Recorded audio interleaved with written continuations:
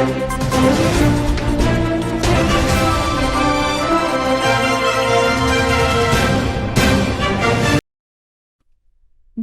జిల్లా నర్సంపేటలో పౌర హక్కుల పరిరక్షణ ఓంకార్ గారి పాత్ర అనే అంశంపై రౌండ్ టేబుల్ సమావేశం జరిగింది.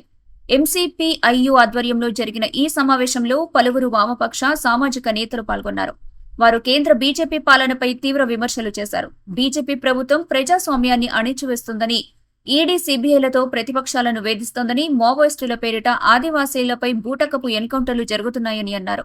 రాజ్యాంగంలోని మౌలిక హక్కులు ఉల్లంఘించబడుతున్నాయి. ఇలాంటి సమయంలో ప్రతి పౌరుడు ఉద్యమాల్లో భాగం కావాల్సిన అవసరం ఉందన్నారు.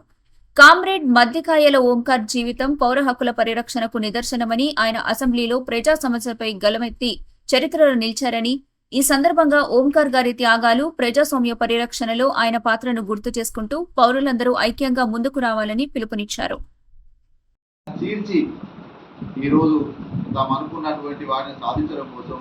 కేంద్రంలో ఉన్నటువంటి బీజేపీ ప్రభుత్వం తీవ్రంగా ప్రయత్నం చేస్తాం.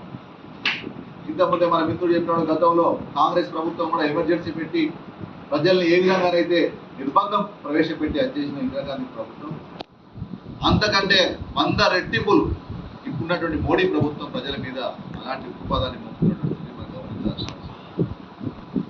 ఇలాంటి పరిస్థితులలో కామ్రేడ్ ఓంకార్ గారు ఆనాడు మనిషి చంపేటువంటి పద్ధతి మంచిది కాదని చెప్పి, మనిషి జీవించడానికి అన్ని హక్కులు కల్పించాలని చెప్పేసి, ఎక్కడైతే హక్కులు కాలరాయబడతాయో అక్కడ ఉద్యమాలు వస్తాయని చెప్పేసి నిరూపించినటువంటి ఒక గొప్ప వ్యక్తి కామ్రేడ్ ఓంకార్ గారు.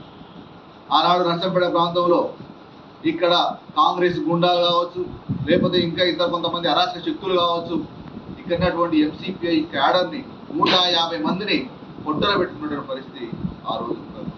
అయినప్పటికీ ప్రజలలో ఓంకార్ గారు కానీ, ఎంసీపీ పార్టీ కానీ, ఎర్ర జెండా కానీ రిపరేపలాడుతుంది తప్ప ఎక్కడ కూడా వెనక్కి తగ్గినటువంటి పరిస్థితి లేదు. మరిన్ని అప్డేట్స్ కోసం మా ఛానల్ని సబ్స్క్రైబ్ చేయండి.